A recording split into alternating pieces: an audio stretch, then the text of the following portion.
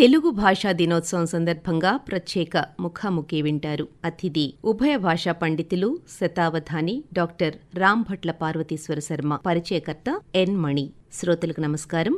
దేశ భాషలందు తెలుగు లెస్స అని శ్రీకృష్ణదేవరాయలు కీర్తించిన భాష మనది. ఆ తెలుగు భాషా సాహిత్యాన్ని సరళీకరించి తెలుగు భాష తీయదనాన్ని సామాన్యుడికి చేరువ చేసిన వారు గిడుగు రామ్మూర్తి పంతులు గారు. ఆయన అందించిన విశిష్ట సేవకు గుర్తుగా గిడుగు రామ్మూర్తి పంతులు గారి జయంతి అయిన ఆగస్టు 29ని తెలుగు భాషా దినోత్సవంగా జరుపుకుంటాం. ఈ సందర్భంగా తెలుగు భాష ఔన్నత్యాన్ని తెలియజేసేందుకు మనతో ఉన్నారు ఉభయ భాషా పండితులు శతావధాని డాక్టర్ రాంభట్ల పార్వతీశ్వర శర్మ. శర్మ గారిని అడిగి మరిన్ని విశేషాలు తెలుసుకుందాం. శర్మ గారు నమస్తే అండి. నమస్కారం అండి. ముందుగా మీకు తెలుగు భాషా దినోత్సవ శుభాకాంక్షలు తెలియజేస్తూ తెలుగు భాషా దినోత్సవం యొక్క ప్రాముఖ్యత గురించి వివరిస్తారా? తప్పకుండా. మన ఆకాశవాణి శ్రోతలందరికీ కూడా తెలుగు భాషా దినోత్సవం శుభాకాంక్షలు.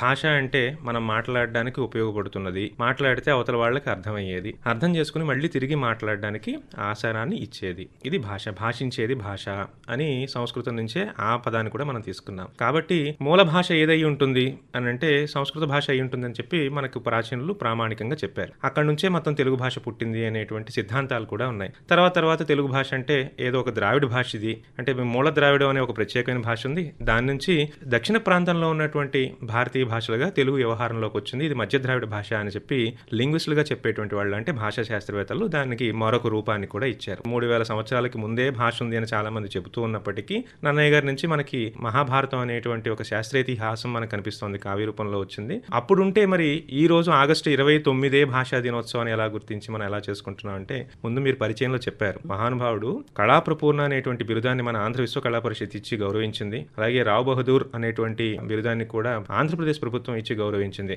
ఆయన గిడుగు వెంకటరామమూర్తి పంతులు గారు. ఆయన 1863లో జన్మించారు. 19వ శతాబ్దంలో తెలుగు భాష బాగా విస్తరించడానికి, జనుల నోళ్లలో నానడానికి మంచి ప్రయత్నం చేశారు. ఆయన పుట్టినరోజుని మనం ఈ తెలుగు భాషా దినోత్సవంగా గుర్తించి జరుపుకుంటున్నాం. భాష ఎప్పటి నుంచో ఉంది, గుర్తింపు పొందవలసిన దానికి ఒక దినోత్సవాన్ని పెట్టాలి అని అనుకున్నారు. ఆంధ్రప్రదేశ్ ప్రభుత్వం 1966లో అధికార భాషా సంఘాన్ని ఏర్పాటు చేసినప్పుడు మొట్టమొదటిసారి ఈ భాషా దినోత్సవాన్ని గిడుగు వెంకటరామమూర్తి పంతులు గారు ఇంత కృషి చేశారు కాబట్టి వారి జయంతిని పురస్కరించుకుని మనం ఈ దినోత్సవాన్ని జరుపుకుందాము అని నిర్ధారించారు. అప్పటి నుంచి అంటే 66 నుంచి 2025 వరకు ఇంకా రాబోయే అన్ని సంవత్సరాల్లోనూ మనం ఈ భాషా దినోత్సవం జరుపుకుంటాం అనమాట. మరి అది ఏ భాష? తెలుగు అంటే మనం ప్రాచీన భాష నుంచి చూస్తే అప్పుడు తెలుగు ఇప్పుడు తెలుగు ఒకటేనా? గ్రాంధికం అన్నారు, కావ్య భాష అన్నారు, తెలుగు, అచ్చ తెలుగు, జాను తెలుగు, ఎన్నో వ్యవహారాలు ఉన్నాయి మనకి. ఇవన్నీ పక్కన పెడితే మన పత్రికల్లో మాట్లాడే భాష ఒకలా ఉంటుంది, గ్రామాల్లో గ్రామస్తులు లేకపోతే పనులు చేసుకునేటువంటి వాళ్ళు కార్మికులు మాట్లాడే భాష ఒకలా ఉంటుంది, బాగా చదువుకున్నవాడు మాట్లాడే భాష ఒకలా ఉంటుంది, టీవీలో రేడియోలో పత్రికల్లో రాసేటువంటి భాష ఒకలా ఉంటుంది. వీటన్నిటిని ప్రమాణ భాష లేదా గ్రామ్య భాష వీటికి కొన్ని పేర్లు కూడా పెట్టారన్నమాట. ఏదైనా కావచ్చు, వ్యవహార భాష అనే ఒక పదం పెట్టి పిలుచుకుంటాం. ఈ రోజు మనం జరుపుకుంటున్న దినోత్సవం ఆ కావ్య భాషా దినోత్సవం కాదు, గ్రాంధిక భాషా దినోత్సవం కాదు, వ్యవహార భాషా దినోత్సవం. గ్రంథాల్లో వచ్చుచున్నాము, వెళ్ళుచున్నాము, చూచుచుంటిని ఇలాంటి మాటలు గ్రంథాల్లో మనం చదువుతూ ఉంటే వస్తున్నాను, వెళ్తున్నాను, చూస్తున్నాను లాంటి మాటలు మనం మాట్లాడుతున్నప్పుడు వచ్చేవి. అంటే మాటల్లో ఏ ఉన్నాయో అవే రాతల్లో కూడా రావాలని పట్టుబట్టారు మన వెంకటరామమూర్తి పంతులు గారు అనమాట. ఆ విషయాన్ని ఆయన ఒక పత్రిక పెట్టి అనేక రకాలైనటువంటి సంస్థల ద్వారా స్వచ్ఛందంగాను కృషి చేశారు. శ్రీకాకుళంలో పుట్టి పెరిగి అక్కడే ఉపాధ్యాయ జీవితం గడిపి ఆ తర్వాత భాషా పరిశోధకుల శాసనాలను బాగా గమనించినటువంటి వారిగా ఇప్పట్లో ఉన్నటువంటి వ్యాకరణాలు ఏమిటి, దానికి మళ్ళీ తెలుగు కావాలి అని అంటే వ్యవహార భాషకు మళ్ళీ ఒక వ్యాకరణం అవసరమా లేదా, దాన్ని ఎలా రూపొందించుకోవాలి, అలాగే కొత్త భాషల్ని వెలికి తీసి మనకు సవరా లాంటి భాషల్ని ఆ భాషల్లో భాషా పదజాలం ఎలా ఉంది, సంస్కృతం తెలుగు భాషా పదాలు సమానమైనటువంటి భాషలు ఏమైనా ఉన్నాయి, ఒక నిఘంటును తయారు చేసి సవర భాషా పితామహుడిగా కూడా వారు ఉండి తెలుగు భాషతో పాటు అనేక భాషలు బహుభాష గ్రంథకర్తగానే కాకుండా ఉద్ధారకుడుగా ఉన్నారు గిడుగు వెంకటరామమూర్తి పంతులు గారు. కాబట్టి తెలుగు భాషలో ప్రధానంగా ఈ గ్రాంధిక భాష వ్యవహార భాష తేడాని లేకుండా చేశారు. ఈ తరం ఈ చక్కగా మనం ఎలా మాట్లాడుకుంటున్నాం అలాగే చదువుకునేలాగా ఒకటే భాషగా పరిణమించడానికి ప్రధాన కారకుడు గిడుగు వెంకటరామమూర్తి పంతులు గారు అని చెప్తారు. అందుకే ఆయన పుట్టినరోజుని మనం ఈ రోజు చక్కగా వ్యవహార భాషా దినం అనే పిలవాలి. కాబట్టి వ్యవహార భాషా దినోత్సవం శుభాకాంక్షలను అందరికీ హాయిగా చెప్పుకోవచ్చు మనం. ఇటాలియన్ ఆఫ్ ద ఈస్ట్ అని గాని లేదంటే దేశ భాషలందు తెలుగు లెస్స అని కీర్తించబడుతున్న తెలుగు భాష యొక్క గొప్పతనం గురించి మీ మాటల్లో వివరిస్తారా? ఆ ఇటాలియన్ ఆఫ్ ద ఈస్ట్ అని కాంటే చెప్పినటువంటి మాటలోనే మనకు కనిపిస్తుంది అజంత భాష తెలుగు అని, అచ్చులు అంతంగా ఉన్నటువంటి భాష. తెలుగుకు మాత్రం ఉండేటువంటి ప్రత్యేకత ఏమిటి అంటే సంస్కృతాన్ని ఆధారంగా చేసుకుని సగం అక్షరాలను తనలో పొదువుకున్నటువంటి తెలుగు స్వతహాగా ద్రావిడం మూలంగా ఉన్నటువంటి అక్షరాలని కూడా తనలో నిలుపుకున్నటువంటి తెలుగు. అలాంటి తెలుగు భాషను మనం చదువుకుంటున్నాం కాబట్టి అకుహ విసర్జనీయాం కంఠః అనే ఏ సంస్కృతంలో మనకి పాణిని మొదలైనటువంటి వాళ్ళు దర్శించినటువంటి మాహేశ్వర సూత్రాలు ఏవైతే ఉన్నాయో వాటిని సంస్కృతం నుంచి అందిపుచ్చుకుని తెలుగులో కూడాను ఈ శకటరేఫల్ లాంటివి, అరసున్నాలు లాంటివి, దంత్య, తాళవ్య, చకారాలు మొదలైనటువంటి భేదాలు, ఇంకా సంస్కృతంలో కూడా లేనటువంటి లకారాన్ని ప్రాకృతి నుంచి తెచ్చుకుని తెలుగులో మనం పొదుగుకుని ఆ అక్షరాలన్నింటినీ ఉచ్చరించగలుగుతున్నాం.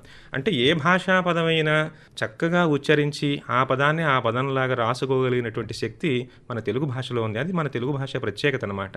ఒక అక్షరంతోనే పదం ఉండడం, ఒక అక్షరంతోనే పూర్తిగా వాక్యం ఉండడం లాంటివి కూడా ఉన్నాయి. మా తాతగారు అంటారు, రా అంటే ఒక అక్షరము, రా అంటే ఒక పదము, రా అంటే వద్దకు రమ్మని తెలిపే ఏక అక్షర వాక్యము అని.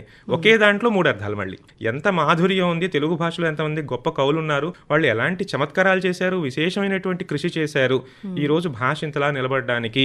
అంతే, ఇంకా విజ్ఞాన శాస్త్రానికి సంబంధించినటువంటి అంశాలు కూడా తెలుగులోకి చెప్పి, నీతి శాస్త్రాలకు సంబంధించిన అంశాలను తెలుగులోకి చెప్పి, మనం పొడుపు కథలు అంటాం, సామెతలు అంటాం, వంగ తోట నుండు వరిమళ్లలో నుండు, జొన్న చేల నుండు చోద్యముగను, తలుపు మూల నుండు, తలపైన నుండును, దీని భావమేమి తిరుమలేస లేదు తెలుసుకును అని అంట. వంగ తోట నుండు అంటే వంగ తోటలో ఉంటుంది, వరిమళ్ళలో ఉంటుంది, జొన్న చేలలో ఉంటుంది, తలుపు మూలలో ఉంటుంది, తల మీద ఉంటుంది, ఏంటయ్యా అని ఆలోచిస్తూ ఉంటాం. కానీ వంగ తోట నుండు, వంగ ఎక్కడ ఉంటుందంటే తోటలో ఉంటుంది, తలుపు మూల నుండి, తలుపు ఎక్కడ ఉంటుందంటే మూలలో ఉంటుంది, జొన్న చేల నుండి, జొన్న ఎక్కడ ఉంటుంది, చేలలో ఉంటుంది, తల మీద నుండి, తల ఎక్కడ ఉంటే పైకెత్తి చూస్తే తల మీదనే ఉంటుంది, లేకపోతే కింద ఉంటుంది, సర్వేంద్రియ శిరః ప్రధానం అని అర్థంలో చెప్పుకుంటే. అందులోనే మరొక ఆ చమత్కారం అనమాట. ఇక్కడ తోట అంటే ఏమిటి, చేను అంటే అర్థం ఏమిటి, మడి అంటే అర్థం ఏమిటి, ఇలాంటివన్నీ కూడా మనకు తెలుస్తాయి. కాబట్టి ఒక చిన్న పొడుపు కథే ఇంత నేర్పిస్తే, ఒక సామెతే ఇంత నేర్పిస్తే, మరి మిగిలిన విశేషాలు మన తెలుగులోనే ఉన్నటువంటివి, పాతుకుపోయి ఉన్నటువంటివి మనం చదువుకుంటూ ఉన్నప్పుడు పాఠ్య గ్రంథాల్లో లేనటువంటి అంశాలు మన ఇళ్లలోనే నేర్చుకునేవి మన భాషలో చాలా ఉన్నాయి. అలాగే జ్ఞాపక శక్తి అనేటువంటిది పెంపొందించుకునేటువంటి ప్రక్రియలు మనకు తెలుగులో చాలా ఉన్నాయి. సంస్కృతంలో ఎలా అయితే నిఘంటు గ్రంథం ఉందో అమరకోశం అనేటువంటిది, దాన్ని పూర్తిగా పట్టిస్తారు. అర్థం ఏమిటి, అది ఏ లింగంలో ఉంది, ఏ ప్రత్యయం ఏమిటి, అలాంటివి ఏమీ తెలియదు దానికి. ఆ శబ్దానికి ఉండేటువంటి ప్రయోజనం ఏమిటి అయినప్పటికీ ఆ స్థాయిలో పిల్లలకు నేర్పిస్తారు. చిన్నపిల్లలకే కదా మనం భాష నేర్పించాలి ముందు. అందుకే ఒక మాట చెప్పారు, ఒక కొత్త గిన్నె తీసుకుని ఆ గిన్నె మీద మనం ఒక గీత పెడితే ఆ గీత ఆ గిన్నె ఉన్నన్నాళ్ళు ఎలా ఉంటుందో, అప్పుడే పుట్టిన పిల్లలకి ఎలాంటి కపటం తెలియనటువంటి, ఎలాంటి ముద్రలు మనసు మీద పడనటువంటి పిల్లలకి మనం ఏదైనా ఒకటి నేర్పిస్తే జీవితాంతం గుర్తుపెట్టుకుంటారని చెప్తారనమాట. అందుకే చిన్నపిల్లలుగా ఉన్నప్పుడే ఇలాంటివన్నీ నేర్పించాలి అని మనకు ఈ కంఠస్థం పెట్టేటువంటి వ్యవస్థ తెలుగులోకి వచ్చింది. ఏదైనా ఒక విషయం కావాలి అని అంటే విషయంలో ఉన్నటువంటి లోతును తర్వాత తెలుసుకోవచ్చు, ముందు దాన్ని నువ్వు హృదయస్థం చేసుకో, కంఠస్థం చేసుకో అనేటువంటి పద్ధతిని వాళ్ళు చెప్పారు. స్తోత్ర సాహిత్యం కావచ్చు, పెద్ద బాల శిక్షలో చెప్పినటువంటి శ్లోకాలు కావచ్చు, ప్రభవ నుంచి అక్షయ్ వరకు ఉన్నటువంటి 60 సంవత్సరాల పేర్లు కావచ్చు, ప్రతిదీ కూడా కంఠస్థం చేయడాలి. అందులో ఉండేటువంటి ఒక నీతి కానీ లేదా ఒక విశేషమైనటువంటి అంశం కానీ అన్ని రకాల అంశాలు పిల్లలకి తెలియకుండానే వాళ్ళకి వంట పడతాయి. పెద్ద అయ్యాక అవి తెలుసుకునేటువంటి వయసు వచ్చాక ఆ అర్థం మొదలైనటువంటివి ప్రయోజనాలు తెలుసుకుని వాళ్ళు బాగుపడతారని చెప్పడం అనమాట. అంటే చిన్నప్పటి నుంచి నేర్పించేటప్పుడే మన భాషలో, మాతృభాషలోనే, మన పెద్దవాళ్ళు చేసేటువంటి పనిలోనే ఈ తెలుగు భాష ప్రాముఖ్యాన్ని మనం తెలుసుకోవచ్చు అని చెప్పచ్చు.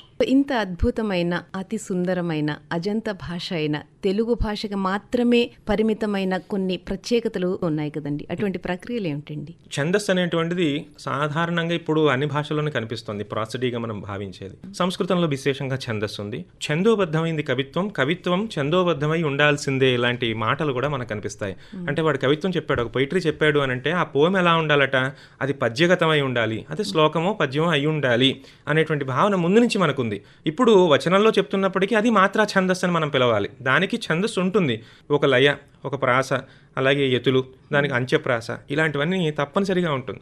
లయబద్ధంగా ఉంటేనే శ్రోతృప్రియంగా ఉంటుంది, వింటే వినాలనిపించేలా ఉంటుంది అని ప్రాచీనమైనటువంటి ఈ ఛందశాస్త్రాన్ని దర్శించినటువంటి వాళ్ళు, మనకి ఋషులు ముందుగానే చూసి పెట్టారు. అందుకే ఛందోబద్ధమైనటువంటి కవిత్వం మన తెలుగు భాషలో చాలా విశేషంగా చెప్పాలండి. అది నన్నయ్య గారు ప్రారంభించి శ్రీవాణి గిరిజాశ్చిరాయ దధతో అని సంస్కృతంతోనే ప్రారంభించి ఆ తర్వాత నన్నయ్య గారు మనకు మహాభారతాన్ని అందించడం, అలాగే శ్రీయణ గౌరినామరగు చెల్వకు చిత్తము పల్లవింప అంటూ తిక్కన గారు, అలాగే స్ఫురధరునాంసురాగరుచి ఒంపిరివోయి నిరస్త నిరదావరణములయ్యని ఎర్రన గారు మహాభారతాన్ని 3 భాగాలుగా వాళ్ళు పూర్తి చేసినటువంటి ఘట్టాలు. పోతన భాగవతం శ్రీ కైవల్య పదమ్ము చేరుటకునై చింతించదన్ లోక రక్షైకారంభకు అంటూ ఆ గోపాలకృష్ణుడి గాథలు నేను వినిపిస్తాను అని చెప్పి వ్యాసుల వారి సంస్కృతంలో రాస్తే సుఖయోగేంద్రుడి ద్వారా లోకంలో అది బాగా ప్రచారం పొంది పోతన గారి ద్వారా మన తెలుగు వాళ్లకు కూడా అందినటువంటి అద్భుతమైన భాగవతం. ఆ భాగవతంలో ఉన్న పద్యాలు, ప్రబంధం అనేటువంటి ఒక ప్రక్రియ. అంటే ఆ కావ్యంలో ఉండేటువంటి కావ్యం యశస్సే అర్ధకృతి. ఒక కావ్యం రాస్తే ఏముంటుందండి, యశస్సు కలుగుతుంది, వ్యవహారం జ్ఞానం తెలుస్తుంది, అలాగే అర్ధకృతి వాడికి బాగా ఏదో కొంత డబ్బు ముట్టుతుంది, రాజుగారు ఎవరో మెచ్చుకుని ఇంత డబ్బు ఇస్తారు రాసినటువంటి వాడికి, అలాగే కృతిని పొందినటువంటి వాడికి కొంత యశస్సు కలుగుతుంది. ఇలాంటివన్నీ చెబుతూ కాంతా సంహితయ ఉపదేశ యుజే అనేటువంటి విషయాలు కూడా అందులో చెప్పారు. సజ్జఃపర నివృతయ్యే అనేటువంటిది కూడా చెప్పారంటే అప్పటికప్పుడు ఆనందం కలుగుతుంది. ఆహా ఎంత బాగుంది ఈ పాట, లేకపోతే ఎంత బాగుంది ఈ కావ్యం, ఎంత బాగుంది ఈ పద్యం అనే ఏదో ఒక రసానందాన్ని మనకు గురి చేస్తుందట. ఇలాంటివన్నీ కూడా కలగడం అనేటువంటిది కవిత్వం ద్వారా కలుగుతోంది. ఇది ఛందోవేద్యము, విద్యల లోపల ఉత్తమ విద్య కవిత్వంబు, మరి కవిత్వము ఛందోవేద్యము అని అంటారు మనకి ఛందకారులు అనమాట. ఆ రకంగా ఛందోవేద్యం అయినప్పుడు తెలుగు భాషలో ఉన్నటువంటి ప్రతి అక్షరం కూడా లయాన్వితంగా మనకు వినిపిస్తూ ఉంటుంది. కాబట్టి ఒక శ్లోకము లేదా ఒక పద్యమో అది తెలుగులో మనం చదువుకుంటే ఎంతో ఆనందాన్ని కలిగిస్తుంది. ఇప్పుడు రగడ అనేటువంటి ఒక ఛందస్సు ఉంది, దాన్ని దేశీ ఛందస్సు అని అంటారు. ద్విపద లాంటి ఛందస్సులు, పాడుకోవడానికి అనుకూలంగా ఉండే ఛందస్సుల గురించి పాల్కురికి సోమనాథుడు చెప్పాడు. బసవ పురాణంలో తల్లి కలిగిన నేల దళ చెడల్గట్టు, తల్లి పుచ్చునిసుతూ వల్ల కాటిని, ఇలాంటివి కొన్ని ద్విపద పాదాలు రాశాడు. అలాంటి వర్గంలోకి చెందిందే మనకు రగడ అనేటువంటిది ఉంది. సినిమాల్లో ఈరోజు కనిపిస్తున్న పాటలన్నీ రగడ ఛందస్సుకి మనకు సంబంధించినవిగా చెప్పుకోవాలి. ఇది తెలుగు భాష దానికి ప్రత్యేకమైనటువంటి ప్రక్రియల్లో సాధారణంగా మనం గమనించేవి. ఇవి కాక మనకు నాటక ప్రక్రియ ఉంది. కావ్యం అనేటువంటిది 2 రకాల ఉంటుంది. ఒకటి శ్రవ్య కావ్యం, కూర్చుని చదువుకునే కావ్యం, ఎవరో చెప్తూ ఉంటే పౌరాణికులు వచ్చి చదువుతుంటే విని ఆనందించేది. రెండవది దృశ్య కావ్యం, చూసి ఆనందించేది అని అన్నారు. నాటక ప్రక్రియ, నాటిక ప్రక్రియ లాంటివి ప్రధానంగా ఉన్నాయి. వాటిని మనం రూపకాలను పిలుస్తాం. ఇది ప్రధానమైనటువంటిది. ఆ నాటక ప్రక్రియ తర్వాత రూపక ప్రక్రియగా వచ్చి భువన విజయం అనేటువంటిది. ఒక కృష్ణదేవరాయలు ఉండడం, చుట్టూ కూడా అష్టదిగ్గజ కవులు ఉండడం. ఆ అష్టదిగ్గజ కవులు కృష్ణదేవరాయల మధ్య అప్పట్లో ఆ ఆస్థానంలో జరిగేటువంటి సాహిత్య చర్చలు ఎలా జరుగుతున్నాయి ఇలాంటివి వేదిక మీద ప్రదర్శించడం. ఇలాంటి భువన విజయం కూడా మనకి ప్రధానమైనటువంటి కళగా కనిపిస్తుంది. వాటన్నిటినీ దాటాక అప్పుడు అవధానం అనేటువంటిది ఇంకా ఆసు కవిత్వంలో చాలా అన్నింటినీ మించి ఉత్కృష్టమైనటువంటి ప్రక్రియగా మనం చెప్పుకోవచ్చు.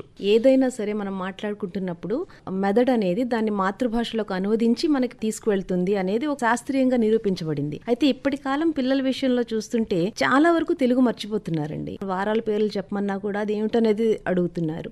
ఇంగ్లీషు విద్యా బోధన అనేది తెలుగు భాషపై ఎటువంటి ప్రభావం చూపింది అని మీరంటారు? పెద్దవాళ్ళు విజ్ఞాన భాండాగారం. మన ఇంట్లో తాతయ్యమ్మలు నానమ్మలు ఉంటే వాళ్ళ దగ్గరికి వెళ్ళి కూర్చుని ఒక అరగంటో గంట వాళ్ళ దగ్గర మన సమయాన్ని కనుక వెచ్చించినట్లయితే వాళ్ళ నోట్లోంచి వచ్చేటువంటి ప్రతి వాక్యం కూడా మహావాక్యాల్లో మనం భావిస్తే జీవితాన్ని నడిపించే అంశం కావచ్చు, మన ప్రవర్తనకు సంబంధించిన అంశం కావచ్చు, లేదా మన భవిష్యత్తుకు సంబంధించినటువంటి అంశం కావచ్చు, గడిచిపోయిన చరిత్రకు సంబంధించిన అంశాలు కావచ్చు.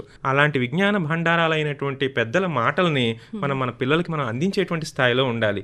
అలాంటి కుటుంబాలు లేనప్పుడు భాష కూడా తప్పనిసరిగా మరీ అంతరించిపోతుందని చెప్పలేం, కానీ అందులో ఉన్నటువంటి పదాలు కొంచెం నాశనం అయిపోవచ్చు. మీరు మొట్టమొదటి అడిగినటువంటి ఈ ప్రశ్న, పిల్లలు తనంతట తానుగా అర్థం చేసుకోవాల్సిన బదులు ఇది ఏమిటి అని వచ్చి అడుగుతున్నారు అని అంటే, మనకు భాషా శాస్త్రంలో ఒక రకమైనటువంటి నియమం ఉంది. దీన్ని ఇన్నేట్ గ్రామర్ అని చెప్పారు. కర్తాకర్మ క్రియల్లో ఏది ముందు పెట్టాలి, ఏది తర్వాత పెట్టాలి, ఇలాంటివన్నీ కూడా చిన్నప్పుడు వాడు వింటూనే అంత పరిసరాలను చూస్తూనే వింటూ తెలుసుకుని మసులుతాడు.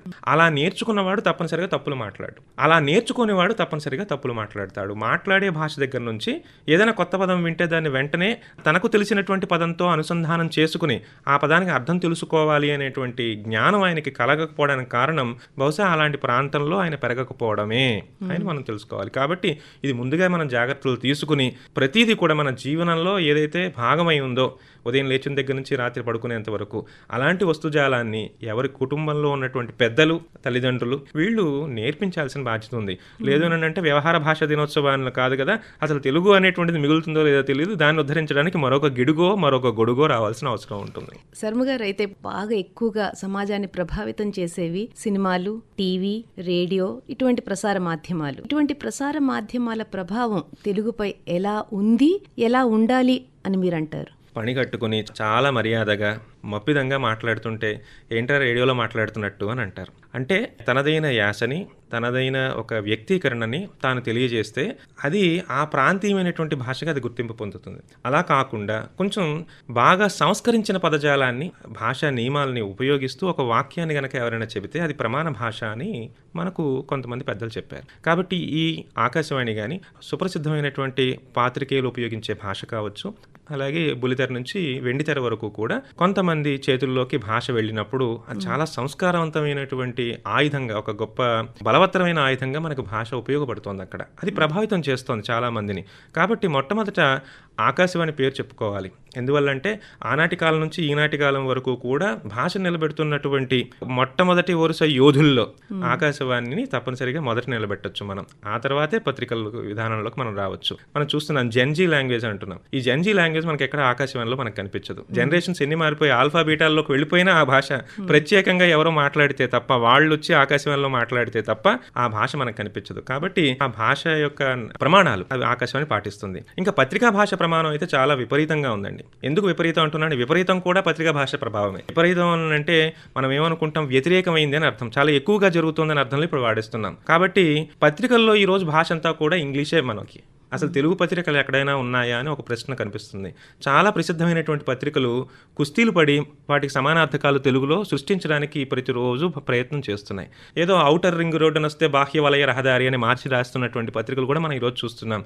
ఇవి ఒక రకమైనటువంటి భాషా సంస్కారాన్ని బహుశా పాఠకుల్లోకి తీసుకువెళ్ళగలుగుతాయి. భాషా సంస్కారాన్ని ఇప్పటికీ కూడా అందరిలోనూ కలిగిస్తున్నవి ఏమిటి అని అంటే మాధ్యమాల్లో, ముఖ్యంగా మనకి ఆకాశవాణి అనేటువంటి మాధ్యమాన్ని చెప్పుకోవాలి. దాంతోపాటు పత్రికా భాష అయితే ఎట్టి పరిస్థితుల్లోనూ సగం ఆంగ్లం సగం తెలుగు భాషని, ఒక 20% మాత్రమే తెలుగు భాష, ఆ తర్వాత మిగిలినంతా ఆంగ్ల తదితరమైనటువంటి భాషామయాలుగా పత్రికలు మనకు కనిపిస్తున్నాయి. ఇవి కాని సామాజిక మాధ్యమాలు చాలా ఉన్నాయి. వాటిలో భాష ఇంకెలా ఉందో మనం ఈరోజు మాట్లాడుకోక్కర్లేదు. వీటన్నిటి తర్వాత మనకి చలనచిత్ర పరిశ్రమ ఎక్కువగా ప్రభావశీలవంతంగా కనిపిస్తోంది.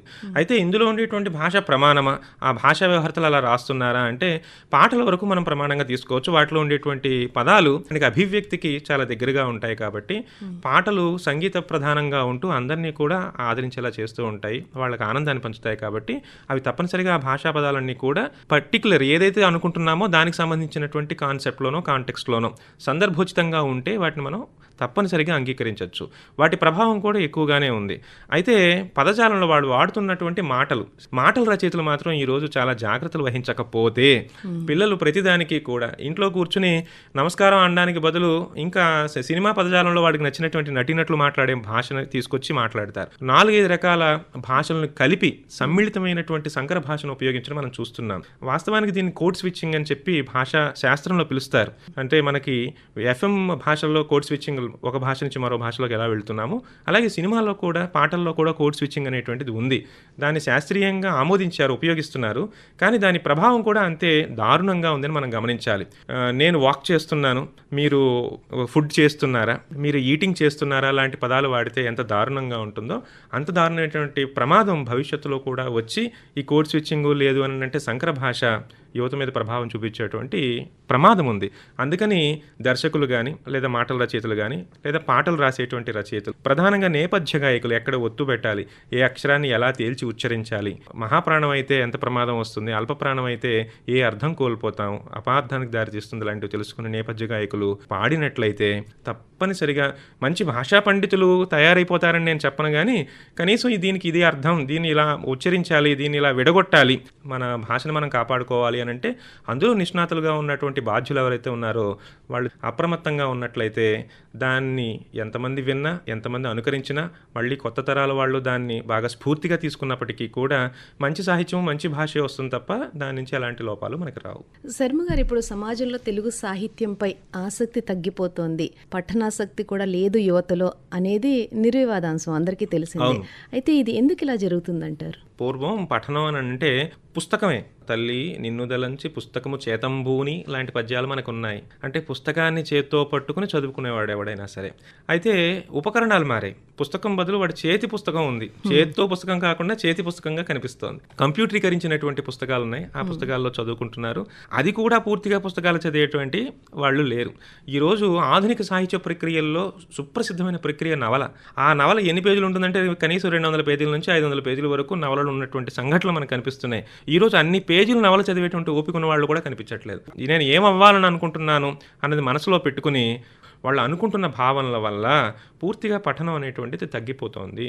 అందుకే ఇప్పుడు అన్నీ కూడా మీరు గమనిస్తున్నారో లేదో యాప్స్ అని అంటున్నారు. ఆ యాప్స్లో వస్తున్నటువంటివి అన్నీ కూడా అనువర్తనాలు. ఈ అనువర్తనాల్లో శ్రవణానికి సంబంధించి శ్రవణాన్ని బాగా ప్రోత్సహించేటువంటి అనువర్తనాలే మనకు కనిపిస్తున్నాయి. అంటే ఇదిగోండి ఇది వినండి, ఈ పాటని మీకు నేను పాడ్కాస్టింగ్ చేస్తున్నాను అని పూర్తిగా ఆడియో రూపంలో రికార్డ్ చేసి కథను కూడా పెట్టేస్తున్నారు. ఒక లేఖన రూపంలో ఉన్నటువంటి ఒక పదార్థం అది పూర్తిగా ధ్వని రూపంలోకి మారిపోతోంది. మారిపోతే కానీ వాళ్ళ ఆనందం పొందేటువంటి స్థాయికి రావడం లేదు. పేజీల పుస్తకం నుంచి ఏకపత్రంలోకి కథ కానీ లేదా ఆధునిక వచన సాహిత్య ప్రక్రియలు కానీ దిగిపోవడానికి, పూర్తిగా కుదింపబడడానికి సృజన తగ్గిపోలేదు, వాటి యొక్క పరిమితి తగ్గిపోయింది అన్నది మనం చెప్పుకోవడానికి కారణం. అంటే 2 విషయాలు ఉన్నాయండి ఇక్కడ. ఎదుటి వాళ్ళు ఎలా చదువుతున్నారు అన్న వాళ్ళ అభిరుచిని బట్టే రాస్తున్నవాడు కానీ లేదా దాన్ని ప్రచురణలోకి తీసుకొస్తున్నటువంటి వాడు కానీ ప్రయత్నం చేస్తాడు అలా తీసుకురావడానికి. కాబట్టి పాఠకులు అలా ఉన్నారు కాబట్టి శ్రవణ మాధ్యమాలు పెరిగిపోయాయి. ఇప్పుడు ఈనాటి కాలంలో పుస్తకాలు పూర్తిగా తగ్గిపోయాయి. శర్మ గారు, ఇందాక మీరు తెలుగు భాషకు మాత్రమే పరిమితమైన కొన్ని ప్రక్రియల గురించి చెప్తూ అరుదైన అద్భుతమైన ప్రక్రియ అవధానం గురించి చెప్పారు. మీరు అష్టావధానాలు చేశారు, అలాగే శతావధానం చేశారు. ఈ అవధాన ప్రక్రియ గురించి మాకు వివరిస్తారా? అవధానం, సమాధానం, ప్రణిధానం తథైవచ. అవధానం అంటే ఏకాగ్రత. ఒక విషయం మీద లేదా అనేక విషయాల మీద ఒకదాని తర్వాత ఒకటి ఒకేసారి కాకుండా బుద్ధిని కేంద్రీకృతం చేయడం అవధానం అని చెప్పారన్నమాట. ఇది ఏమిటి అని అంటే ప్రధానంగా ఇందాక మనం చెప్పుకున్నటువంటి జ్ఞాపక శక్తికి సంబంధించినటువంటి విషయం. ఎవరైనా కవిత్వం చెప్తారు, వేగంగా చెప్తారు, ఆసుగా చెప్తారు. అయితే మళ్ళీ దీన్ని తిరిగి గుర్తు పెట్టుకుని ఎవరైనా మళ్ళీ అడిగిన దాన్ని మళ్ళీ అడిగితే తిరిగి చెప్పడమే అవధాన ప్రక్రియ మనకు కనిపిస్తుంది. దాని మీద ధ్యాస నిలిపి వాడు ఏం అడుగుతున్నాడు, ఏ పురాణానికి సంబంధించిన అంశం అడుగుతున్నాడు, దాని చమత్కారం ఏమైనా రంగరించగలంగా, ఏదైనా ఛందస్సులో కొత్తగా మనం చెప్పగలమా, వాళ్ళు అడిగిన ఛందస్సులోనే చెప్తున్నామా, భాషని ఎలా మనం అందులో ప్రత్యేకంగా చూపించగలుగుతున్నాం, మనకు ఉన్నటువంటి వ్యుత్పత్తి మొత్తాన్ని ఉపయోగించి ఒక అద్భుతమైనటువంటి చమత్కారాన్ని ఆ పద్యంలో మనం కలిగించగలమా, ఇవన్నీ అవధానంలో మనకు కనిపిస్తాయి. కానీ అవధాన ప్రక్రియల్లో ఇది భాషాత్మకమైనది, ఇది బుద్ధిగతమైనటువంటిది. కాబట్టి భాషా ప్రక్రియకి సంబంధించింది కాబట్టి దీని యొక్క ప్రత్యేకత అలా నిలబడుతోంది. అంతేకాదు ఇదంతా కూడా అక్కడికక్కడ వేదిక మీద మనం ప్రదర్శన చేస్తాం. వ్యాస చిన్మయ రూప నీ వ్రాత మహిమ అని ఒకసారి నేను చెప్పాను శతావధానంలో. సచ్చిన్ననిస్తే వ్యాస చిన్మయ రూప నీ వ్రాత మహిమ, చాలునివి అధోనిధులేల మాకు అని, ధోని అనిస్తే అధోనిధులేల మాకు అని చెప్పాను. ఇలా అప్పటికప్పుడు మనం దాన్ని ఆలోచించి వాళ్ళు ఏం అడిగారు, భారతం అడిగారా, రామాయణం అడిగారా, పురాణం అడిగారా, సమాజానికి సంబంధించిన అవధానం అంటే ఎక్కడో భారత రామాయణాల గురించో కావ్యాల గురించో వర్ణనలో ఆధ్యాత్మికమో భక్తి అని అనుకుంటారు. కానీ చాలా చోట్ల మనకు సామాజికమైనటువంటి అంశాలు, ఈ రోజు నిన్న జరుగుతున్నటువంటి యుద్ధాలకు సంబంధించిన అంశాలు అడగచ్చు. సమకాలీన సమాజాన్ని కూడా అవధానాలు బాగా రూపుదిద్దుకునేలా చేస్తున్నాయని మనం చెప్పచ్చు. తెలుగు చదవడం ద్వారా, తెలుగులో చదవడం ద్వారా ఎటువంటి ఉద్యోగ అవకాశాలు ఉన్నాయంటారు? అంటే ఈ ఆధునిక కాలంలో మనం చూసినట్లయితే తెలుగు అనేటువంటిది అనేక రకాలుగా ఉపయోగపడుతుంది. పూర్వం అంటే కేవలం బడి పంతులు, అందులో తెలుగు పండితుడు మాత్రమే ఉపయోగం ఉండేది. ఇప్పుడు తెలుగు విశ్వవ్యాప్తం. అంతేకాకుండా అన్ని చోట్ల తెలుగు ఉంది.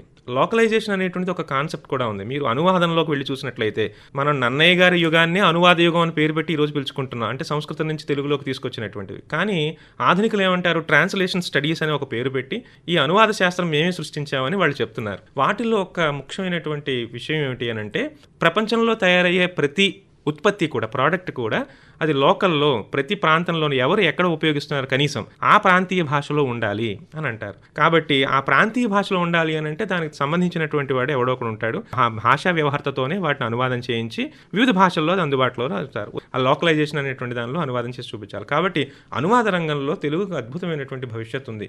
దాంతోపాటు తదితరమైనటువంటి భాషలో కూడా చదువుకున్నటువంటి వాళ్ళు ఉంటే అనువాద రంగం బాగా రాణించడానికి అవకాశం ఉంది. సినిమా పరిశ్రమలో ఇది అద్భుతమైనటువంటి స్థాయిలో ఉంది. చిన్న చిన్న టెలిఫిల్మ్స్ దగ్గర నుంచి కూడా ఈరోజు సబ్ టైటిల్స్ అనేటువంటివి వర్క్ చేస్తున్నారు. వాటికి సంబంధించి ఏ భాష అయినా సరే మనకు ఆన్లైన్లో ఉన్నటువంటి ఓటీటీలు లాంటి మాధ్యమాలు వేదికలు కూడా ఈ సబ్ టైటిల్స్ వర్క్స్ బ్యాక్గ్రౌండ్ వాళ్ళ చేత చాలా చేయిస్తున్నారు. కాబట్టి తెలుగు చదువుకున్నటువంటి వాడు, దాంతోపాటు ఒకటో రెండో ఇతర భాషలు వచ్చినటువంటి వాడు ఈ సబ్ టైటిల్స్ లేదా వాయిస్ ఓవర్ అంటాం, డబ్బింగ్ అంటాం, ఈ రంగాలన్నింటిలోనూ కూడా వాడు గొంతు బాగున్నట్లయితే వాయిస్ ఓవర్ డబ్బింగ్ రంగాల్లో స్థిరపడచ్చు. అంటే భాషా పటిమ ఉన్నట్లయితే, ఇంట్లో కూర్చొని రాయగలిగేటువంటి శక్తి ఉన్నట్లయితే కంటెంట్ క్రియేటర్గా ఆయన అద్భుతమైనటువంటి అవకాశాలు వాళ్ళంతా వాళ్లే వెతుక్కొచ్చినటువంటివి ఉన్నాయి. బోధన రంగంలో అద్భుతమైన అవకాశాలు ఉన్నాయి. తెలుగు పండితుడికి ఈ రోజుల్లో జీతాలు ఎక్కడా తక్కువ లేవు. వాడు ఒక ట్యూషన్కి సెంటర్ పెట్టుకున్నా, లేకపోతే ఒక ఐఏఎస్ ఆఫీసర్ తయారు చేసేటువంటి కోచింగ్ సెంటర్ పెట్టుకున్నా సరే తెలుగు తప్పనిసరిగా అవసరం. ఈరోజు అందరికీ కూడా తెలుగు బాగా ఉపయోగపడుతుందండి. కంప్యూటర్ రంగంలో కూడా తెలుగుకి ఎంతో ప్రాతినిధ్యం ఉంది అని చెప్పి గుర్తించాలి. ఈరోజు ఆన్లైన్లో ఎన్నో కోర్సులు వస్తున్నాయి తెలుగు నేర్చుకోవడం కోసం. అంటే వాళ్ళు తెలుగులో ఏముందో తెలుసుకోవాలనుకుంటున్నారు ప్రపంచంలో ఉన్న వాళ్ళందరూ కూడా. అంటే తెలుగు రాని వాడికి తెలుగు నేర్పేటువంటి కోర్సులు అనమాట అవి. అలాంటి కోర్సుకు కావాల్సిన వాడు తెలుగువాడే కదండి. ప్రపంచంలో ఉన్నటువంటి అన్ని దేశాల్లో కూడా తెలుగు వైపు చూసి తెలుగు ఏమిటి, తెలుగులో ఉన్నటువంటి సాహిత్యం ఏంటి, తెలుగు సంస్కృతానికి ఉన్న అభినవ సంబంధం ఏమిటి మేము నేర్చుకుందాం అనుకుంటున్నారు వాళ్ళందరూ కూడా. కాబట్టి అక్కడక్కడ ఉన్నటువంటి కోర్సుల్లో ఈ తెలుగు వాళ్ళు ఉపయోగపడతారు. లార్జ్ లాంగ్వేజ్ మోడల్స్ అన్నవి బాగా పెరిగిపోయి ఎల్ఎల్ఎం అనేటువంటిది, ఏఐ అనేటువంటిది ఈరోజు ఒక విప్లవాత్మకమైనటువంటి పనితీరును కలిగినటువంటి సాధనంగా కనిపిస్తుంది. జనరేటివ్ ఏఐలో పనిచేయాలి అన్న, లేదా ఆ ఏఐ డెవలప్మెంట్లో పనిచేయాలి అని అన్న, వీటన్నిటిని బేస్ చేసుకుని డేటా సైన్స్లో అంటే అసలు సరైన పదం ఏమిటి, ఈరోజు మనం రాసి పడేస్తున్నాం అంతే.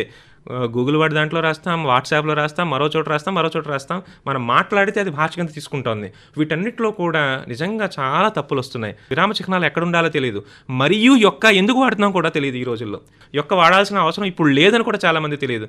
నీ యొక్క మాటలు నా యొక్క హృదయాన్ని తాకాయి అని అంటే ఇప్పుడు వ్యవహార భాషలో గిడుగువారు ఎందుకు భాషా దినోత్సవం తీసుకొచ్చానని ఆలోచిస్తారు ఆయన. కాబట్టి యొక్కలు మరియులు వద్దు అని ఎవడు చెప్తాడు. ఈరోజు మనం చెప్పాల్సిన అవసరం ఉంది. నిజంగా తెలుగు చదువుకున్నవాడైతే వాడు ఏ రంగంలో అయినా సరే ప్రయత్నం చేస్తే స్థిరపడతాడు మనం నొక్కి వక్కాణించి చెప్పచ్చు. అవధానం శతావధానం చేసిన మీరు 4 పదాలిస్తే వాసుగా మా కోసం ఒక పద్యం చెప్తారా? తప్పనిసరిగా. దాన్ని దత్తపది అంటారు. దత్తం అంటే ఇవ్వడం, పదము అంటే దత్తపది అని అంటే ఇవ్వబడిన పదాలు కలది అని అర్థం చెప్పుకుంటాం అనమాట. అయితే తెలుగు భాషా దినోత్సవం సందర్భంగా తెలుగు ఆకాశవాణిలో మీరు ఇంటర్వ్యూ ఇస్తున్న సందర్భంగా ఆకాశవాణికి ముఖ్యమైన ప్రసారాలు అది మీ ఇష్టం, ఏదన్నా వాడుకోవచ్చు. అలాగే ఆకాశవాణి పాటించే విలువలు, మొత్తంగా తెలుగు, ఆకాశవాణి, ప్రసారాలు, విలువలు, ఈ 4 పదాలని ఉపయోగించి ఒక చక్కటి దత్తపది మా కోసం. తెలుగు, ఆకాశవాణి, ప్రసారం, విలువలు. చాలా బాగుంది. ఆకాశవాణిలో ఉన్నవన్నీ కూడా ఉన్నాయి. చాలా సంతోషం. తెలుగు భాషను మధురిమ తెలుసుకొనగా వచ్చి వినవయ్య ఆకాశవాణినెప్పుడు. మిగిలిన మాధ్యమాలు ఏవో వింటూ ఉండడం కాదు, తెలుగులో నిజంగా ఉన్న మాధుర్యం తెలుసుకోవాలి అని అంటే ఆకాశవాణినే విను. ఇది ఆకాశవాణికి సంబంధించింది. ఇంకా తెలుగే ఎందుకు వినాలి అని అంటే సంస్కృతంబును ద్రవిడ ప్రసారములను ఇక్కడ సారం అనంటే సారవంతమైన అర్థం చెప్పి ప్రసారం, ప్రకృష్టమైన సారం, ప్రసారం ఉపసర్గ వేసుకుంటే మనం ప్రసారం అనే పదం కూడా వచ్చింది. సంస్కృతంబును ద్రవిడ ప్రసారములను అలరుచున్నట్టి విలువల వలువ తెలుగు. అటు సంస్కృత భాషలో ఉన్నవి, ఇటు ద్రావిడ భాషలో ఉన్నటువంటి రెండూ కూడా అలరారుతున్నటువంటి విలువల విలువ అన్నారు కదా, వలువ అంటే వస్త్రము అని అర్థంలో, అలాంటిది తెలుగు భాషను మధురిమ తెలుసుకొనగా వచ్చి వినవయ్య ఆకాశవాణి సతము సంస్కృతంబును ద్రవిడ ప్రసారములను అలరుచున్నట్టి విలువల వలువ తెలుగు. అద్భుతం అండి. చివరిగా శ్రోతలకు మీరిచ్చే సలహా, సూచన, సందేశం.